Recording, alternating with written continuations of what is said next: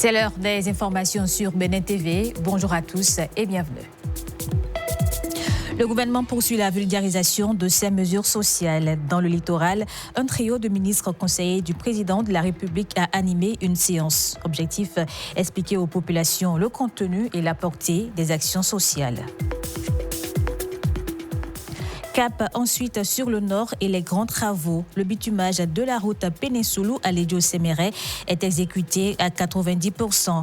Une avancée majeure qui va bientôt désenclaver la zone et faciliter la mobilité des populations. Et puis du bitume au numérique, le gouvernement mise toujours sur la modernisation.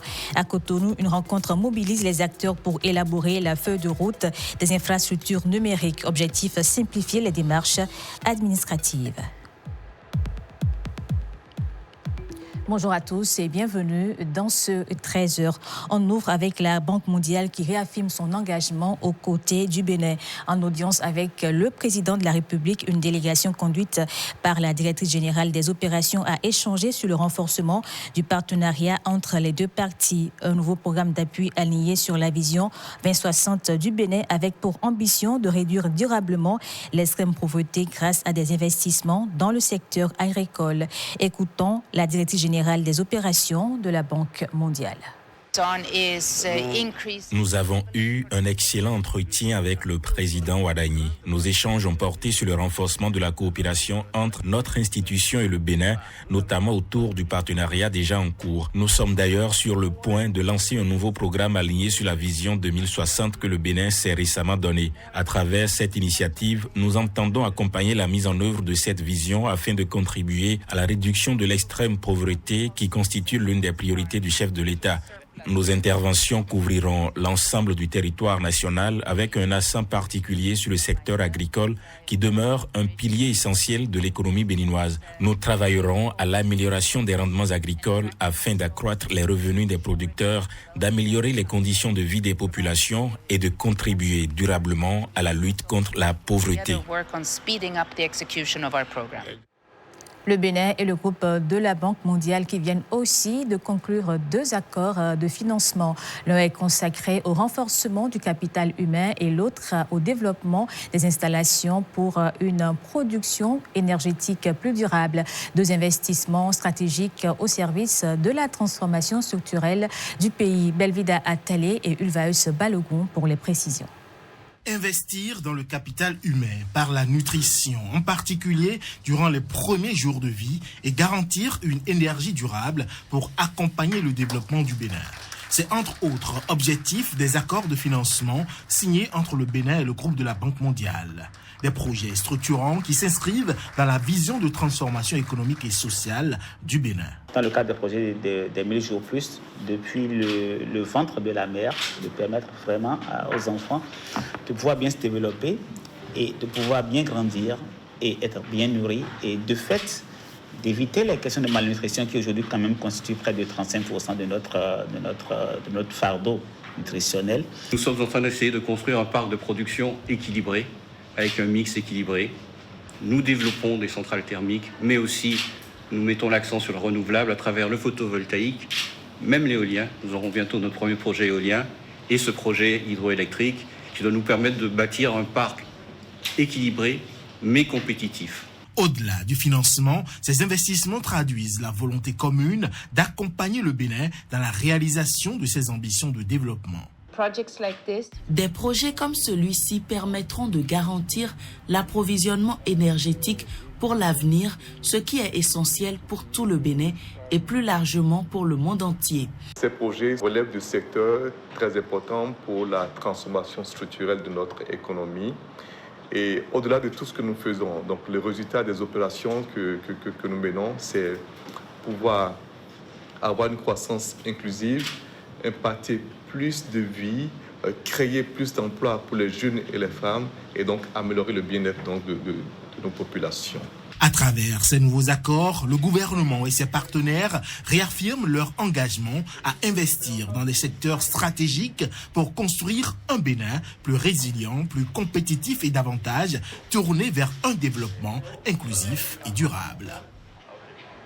Informer et expliquer pour que chaque Béninois puisse en profiter. À Cotonou, 3 ministres conseillers ont rencontré les populations du littoral.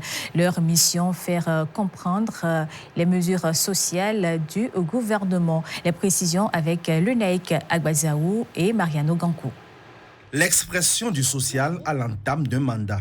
Ici, à la mairie de Cotonou, la démarche se veut pédagogique et explicative pour mettre en lumière les décisions prises par l'exécutif afin de soulager les peines des populations. Et c'est à dessein que la langue fon a été choisie pour faire passer le message. La santé et l'éducation figurent parmi les priorités définies. La prise en compte de ces cas d'urgence vitale. Ça a déjà commencé et vous avez entendu. Pour Cotonou seul, nous avons déjà 900 cas d'urgence vitale qui ont été pris en compte, soignés, qui ont été sauvés. À partir de la rentrée prochaine, les filles seront prises en charge de la 6e jusqu'en classe de terminale, pour que leur potentiel soit également mis à contribution pour le développement de notre pays.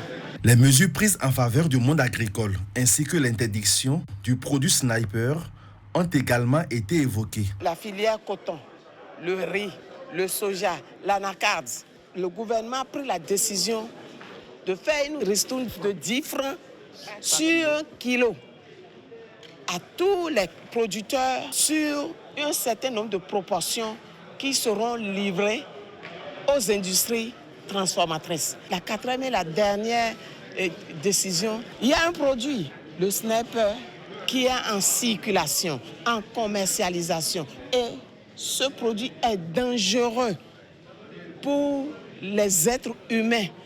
Les autorités communales décentralisées et les citoyens présents se disent désormais mieux outillés pour relayer l'information. Vous savez, quand il y a des décisions au niveau du Conseil des ministres, nous ne sommes pas tous au même niveau d'information. Mais suivant cette démarche, ça nous permet aujourd'hui de comprendre plus. À cette occasion, diverses préoccupations ont été exprimées par cet échantillon de la population de Cotonou. Un compte rendu fidèle sera fait au chef de l'État à rassurer le trio de ministres conseillers. L'information va aussi à la rencontre des citoyens des autres départements. À Abomey, dans le zoo, le ministre porte-parole du gouvernement est allé expliquer ces mêmes mesures sociales aux populations. Gratuité de la scolarité pour les filles, prise en charge des urgences vitales. Les participants en savent désormais davantage. Canel Capo et Pedro Mensambewa.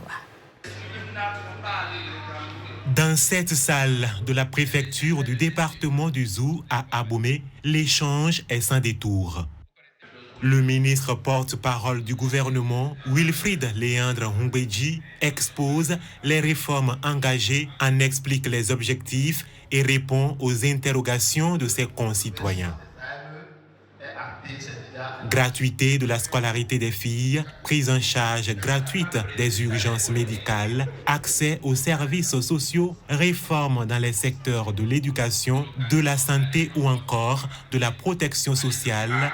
Les principales mesures gouvernementales sont passées en revue. Dans ces interventions ou répliques à nos questions, je comprends bien que le gouvernement fournit bien d'efforts. Grâce à cela, nous sommes tous informés, nous sommes beaucoup plus informés. Nous remercions énormément le gouvernement pour les actions qui ont été menées ces derniers temps-ci à l'endroit de la société. Une rencontre placée sous le signe de l'écoute, de l'explication et de la proximité avant la poursuite de cette tournée d'information et de sensibilisation dans les autres départements du pays. Et pendant qu'on explique, on construit aussi dans le nord le bitumage de la route Pénésoulou à Lédio au Séméret touche à sa fin. Les travaux sont déjà exécutés à 90%.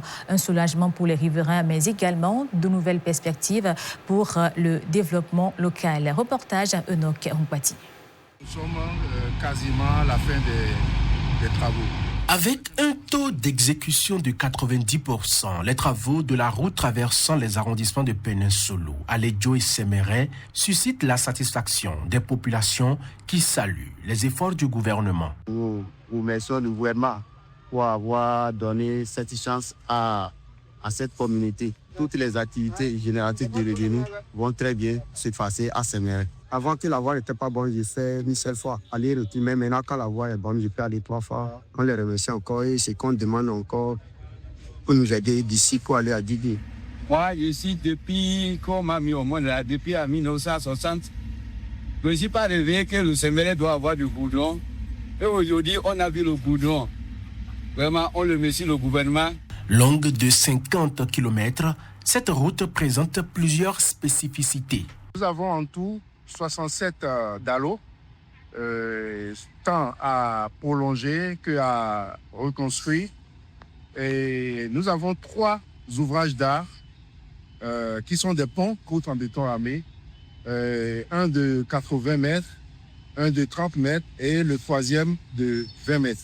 En plus des travaux routiers, l'entreprise est également chargée de la réalisation des aménagements connexes. Le projet comprend de l'éclairage solaire dans les agglomérations et nous avons aussi un volet déplacement de réseau, de tous les réseaux existants, aussi bien la SBE, le réseau téléphonique et le réseau d'eau. Nous avons aussi les 3 ponts sur le projet qui sont déjà prêts. Ça reste seulement de petites finitions. Nous sommes en train de démarrer aussi la signalisation. Le chantier évolue dans le respect du délai contractuel, grâce notamment à la collaboration des populations riveraines. Nous saluons vraiment cette collaboration avec la population et nous encourageons ceux qui restent, qui n'ont pas encore démoli leur maison, à le faire très rapidement pour faciliter, n'est-ce pas, les reprofilages aux droits des riverains. Nous avons recruté une bonne partie de la main-d'œuvre locale sur place. Environ 50% de la main-d'œuvre locale a été recrutée dans les villages environnants, Péninsolo, Alédio et Séméret. À sa mise en service, cette route permettra de relier plus facilement et en toute sécurité les communes de Ouaké et de Bassila. Et après le bitume, on parle connexion. À Cotonou, les acteurs du numérique sont réunis pour lancer l'élaboration de la feuille de route des futures installations publiques numériques. Objectif, simplifier les démarches administratives, sécuriser l'identité numérique et faciliter les paiements ainsi que les échanges de données. Compte rendu, Marcel Arrossi et Élisée Degbeyon. Très rapidement, nous allons faire en sorte que dans toutes nos administrations, plus jamais l'État vous demandera de fournir une pièce que l'État vous donne. Une identité numérique unique pour chaque citoyen, des paiements électroniques plus simples et plus sûrs, des administrations capables d'échanger leurs données en quelques clics pour éviter aux usagers de fournir plusieurs fois les mêmes documents. Cette ambition, portée par Romuald Ouadagni durant la campagne présidentielle, entre progressivement dans sa phase de concrétisation. À Cotonou, les principaux acteurs du numérique sont réunis pour lancer l'élaboration de la feuille de route des infrastructures publiques numériques. Ce que nous voulons globalement, et c'est pour ça que nous travaillons tous ensemble, c'est que le Bénin soit le pays où la vie est simple grâce au numérique. Et cette révolution ne prendra tout son sens que si elle profite à tous. Les échanges mettent donc l'accent sur une transformation inclusive qui intègre les réalités des populations rurales, des personnes vulnérables et de tous ceux qui restent encore éloignés des services numériques. Le principal défi, ça va être évidemment l'inclusion. Ça va être essayer de s'assurer que tous les citoyens béninois, sans exception, profitent des avancées de la technologie. Qu'en sortant de Cotonou, de Parakou, d'Abomey-Calavi ou de Porto-Novo, on ne se sente pas lésé, qu'on a accès aux différentes informations, qu'on puisse utiliser l'intelligence artificielle avec des projets comme J'aime ma langue en langue locale, ou qu'on puisse avoir via UXSD, donc des petits codes pour ceux qui n'ont pas de smartphone, accès à tous les services publics. C'est pour ça qu'on a énormément d'acteurs du privé qui sont présents aujourd'hui et qui vont être les véritables acteurs au fait de cette transformation. La réussite de cette transformation repose sur une approche concertée, associant l'administration, les entreprises et la société civile. Pour aller encore plus loin, on a besoin d'uniformiser toutes nos pratiques avec ce qui se fait au niveau international. C'est pour ça qu'on a appelé nos partenaires qui viennent de partout dans le monde. Si cette feuille de route tient ses promesses, le Bénin, dans les prochaines années, sera davantage ce pays où les citoyens consacrent moins de temps aux formalités pour en gagner plus dans leur vie quotidienne.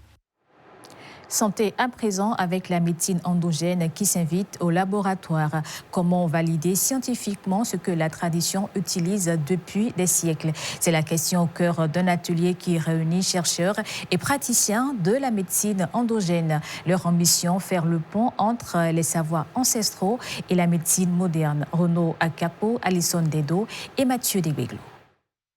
Peu régulée et très souvent ignorée dans les programmes de santé publique, la médecine traditionnelle continue de souffrir d'un déni de reconnaissance. L'activité du tradithérapeute continue de susciter la réprobation de certains praticiens de la médecine conventionnelle malgré sa popularité à travers les 4 coins du pays. C'est pour corriger le tir que cet atelier scientifique est organisé. Il est question de réfléchir à des modèles innovants de coopération qui garantissent à la fois l'efficacité thérapeutique, la sécurité des patients et le respect des divers savoirs. Nos hôpitaux le savent. Nos consultations le confirment chaque jour. Le patient béninois ne choisit pas entre 2 mondes, il les traverse. Il consulte le médecin le matin et le guérisseur le soir. Ou l'inverse. Et souvent, sans le dire ni à l'un ni à l'autre. C'est cette clandestinité de recours que nous voulons faire cesser, en substituant au silence mutuel un espace de vérité et d'écoute. Cette rencontre scientifique qui a réuni des acteurs du monde médical, des universitaires, des têtes couronnées et de simples anonymes annonce le point de départ d'une véritable révolution. Le conclave vise un changement de paradigme pour mutualiser les savoirs en intégrant les remèdes traditionnels dans l'offre médicale. Cet atelier, il va permettre aux 2 mondes, celui de la médecine traditionnelle et celui de la médecine moderne, de se parler. Et pour se parler, il faut que chacun se montre sous son vrai visage. Et si la finalité de tout ce que nous faisons, c'est de sauver des vies, c'est de permettre à des humains de passer de la maladie à une santé meilleure, on ne doit pas s'inquiéter de tendre la main à l'autre. Et c'est comme ça que le Bénin pourra à nouveau étonner. La médecine traditionnelle est un pilier pour de nombreuses populations, notamment au Bénin où elle est en progression partout. L'utilisation des plantes pour de multiples usages thérapeutiques qui résultent d'un savoir ancestral est ancrée dans les mœurs. Selon les données de l'OMS, 80% de la population africaine a recours à la médecine traditionnelle, particulièrement en milieu rural où elle fait partie du quotidien.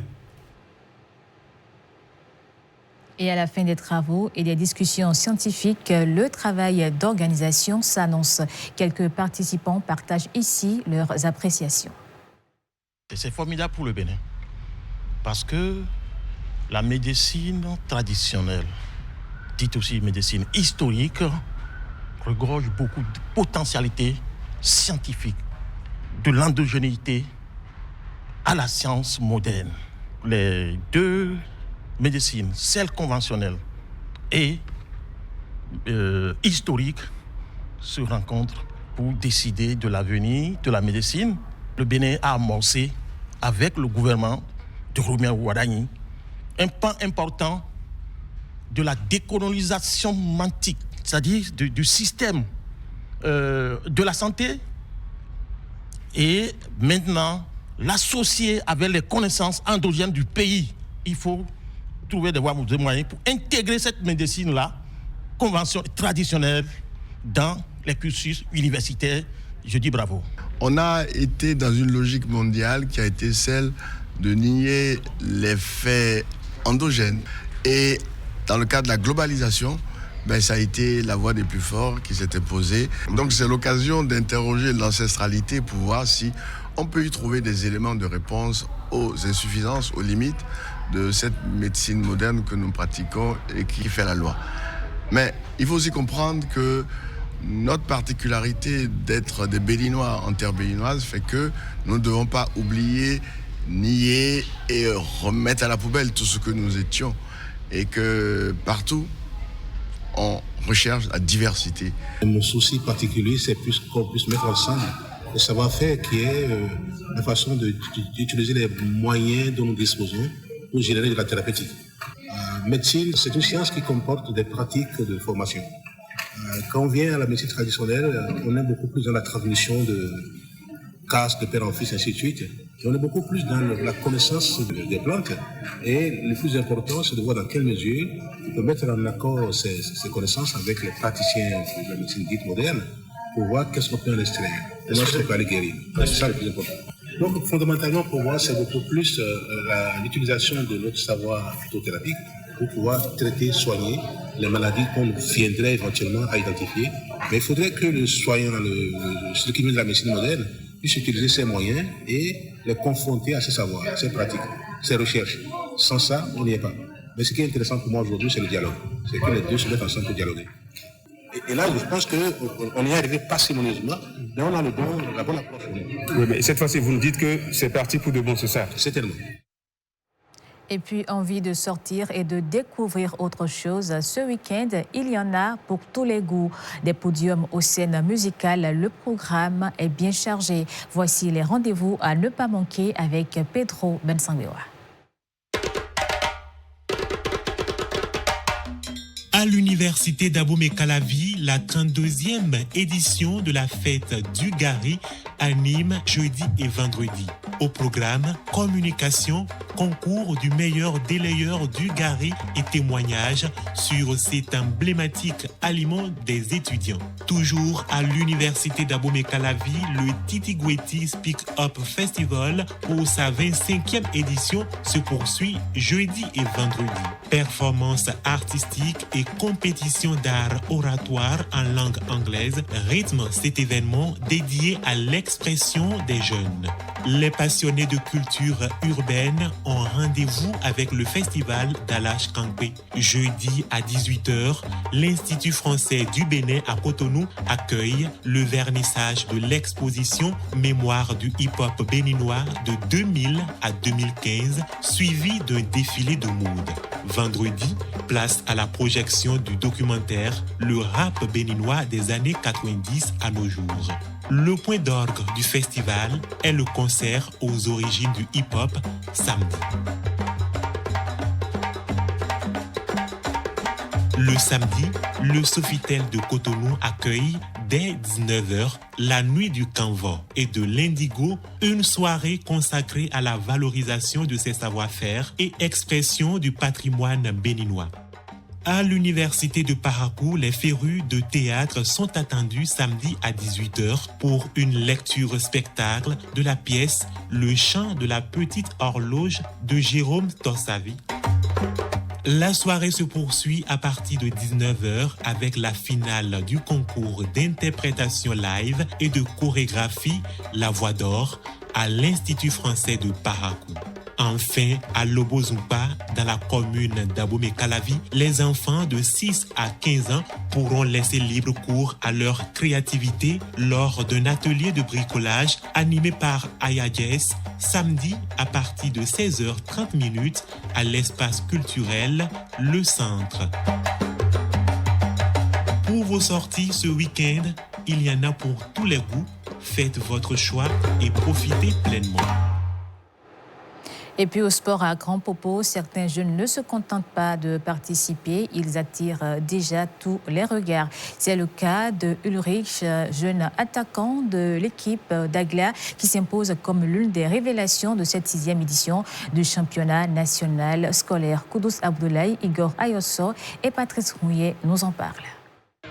Je vais ressembler à Lionel Messi. C'est extraordinaire. Et il joue plus que ceux qui sont normaux même. Sur le terrain, Ulrich, malgré son handicap, séduit par sa vitesse, sa qualité de dribble et son sens du jeu collectif. Je joue avec mes amis depuis 2025. Mon entraîneur m'aime bien. Mes amis, Et mes coéquipiers m'aiment bien aussi. Sans le championnat scolaire, on ne peut pas détecter ces éléments-là. On ne peut pas les sélectionner. Il ne peut pas venir ici maintenant jouer. Sa prestation lors de son dernier match contre le CG Commet a été particulièrement remarquée, confirmant tout le bien que ses encadreurs pensent de lui. Je crois quand même que ce petit a du talent. Le talent qu'il a, qu'on doit développer. Il a déjà des prédispositions, il a des aptitudes que nous devons développer et travailler dur avec lui. Pour son entraîneur, Ulrich possède un potentiel exceptionnel. Travailleur discipliné et toujours à l'écoute, il progresse de match en match. Son rêve est clair, suivre les traces de Lionel Messi, son idole. Mais c'est un petit qui a vraiment du talent, qui veut ressembler à Messi. Il a été sélectionné aussi pour la phase communale et puis départementale. À seulement quelques matchs de compétition, le jeune attaquant a dompté son handicap et laisse déjà entrevoir un avenir prometteur. Il fait partie des meilleurs que nous avons sélectionnés, nous avons amenés ici. Donc, au retour à Cotonou, on va faire l'état des lieux. Qu'est-ce qui n'a pas marché, tout ça là. Et on va reprendre le travail parce que nous voulons vraiment que ces enfants soient performants demain pour représenter les guépards de demain. À Grand Popo, Ulrich, en plus d'être un pion essentiel pour son équipe, il gagne aussi les cœurs et rappelle que le championnat national scolaire est avant tout une fabrique de talents pour le football béninois de demain. Et puis le championnat, c'est aussi la préparation des athlètes pour les équipes d'athlétisme. Entre encadreurs et staff, Issa Amadou nous en parle dans ce reportage. Avant les applaudissements du public et les performances sur la piste, il y a tout un travail qui garantit le bon déroulement des épreuves d'athlétisme du championnat national scolaire Grand Popo 2026. Tout commence par l'inscription des athlètes. Nom, épreuve, catégorie. Une étape indispensable pour éviter toute erreur au moment de la compétition. Puis le port du dossard, véritable carte d'identité du coureur. Il permet aux officiels d'identifier chaque concurrent tout au long de la course. Ensuite, les athlètes entrent dans l'air échauffement. Chacun prépare son corps et son esprit pour donner le meilleur de lui-même. Ce dernier devrait être engagé dans sa course. Et après, il va passer par la chambre d'appel. Et c'est de la chambre d'appel qu'on leur attribue les dossards. Et qu'on leur attribue également les séries dans lesquelles ils vont évoluer. Peu après, les volontaires du championnat entrent en scène. Ils conduisent les athlètes jusqu'à la piste. C'est nous qui faisons la mise en place. Également, on met des bénévoles à la chambre d'appel. Nous mettons également des bénévoles pour accompagner les athlètes sur la piste. Après ça, on accueille aussi les athlètes qui font la course. On leur donne de l'eau. Autour de la piste, une véritable équipe se met également en mouvement. Les chronométreurs se tiennent prêts. Les chronométreurs sont là pour valider la performance, le temps que l'enfant a réalisé. Et ils observent le stataire et déclenchent leur chrono dès la vue du flamme qui sortait du pistolet. Donc de là, eux, ils sont là pour s'assurer que l'athlète a réalisé la performance. Sur la ligne de départ, le stateur impose le silence. À partir de cet instant, la course appartient aux athlètes. Il y a les juges à l'arrivée qui sont installés également sur la ligne d'arrivée et qui ont le rôle de suivre la course. Ils ont leur regard sur le départ, mais à 10 mètres de l'arrivée, ils détournent leur regard et ils sont fixés sur la ligne et voient l'ordre de passage des athlètes. Et pour faire vivre le spectacle, une voix, celle du speaker, présente les épreuves et les athlètes. C'est un exercice très dynamique où il faut prendre des informations de gauche à droite. Vous remarquez que j'ai au moins 3 à 4 assistants qui vont recueillir les informations. Ça va vite, ça bouge dans tous les sens. Les résultats viennent de partout. Il faut coordonner aussi les arrivées. Donc à chaque arrivée de course ou de concours et tout, il faut pouvoir donner les résultats à ceux qui sont dans le staff, qui suivent, qui n'ont peut-être pas le regard sur le concours de la longueur qui se déroule, ou bien le lancer de poids, ou la hauteur. Si les projecteurs sont naturellement braqués sur les jeunes champions, les coulisses racontent une autre histoire, celle d'une organisation rigoureuse. Et à la suite de ce journal, la série The River. À 14h, le magazine L'Islam en partage, rôle et importance de l'imam. À 15h30, divertissement, le trône. À 16h, documentaire, les sentinelles de l'Afrique. Merci de votre aimable attention.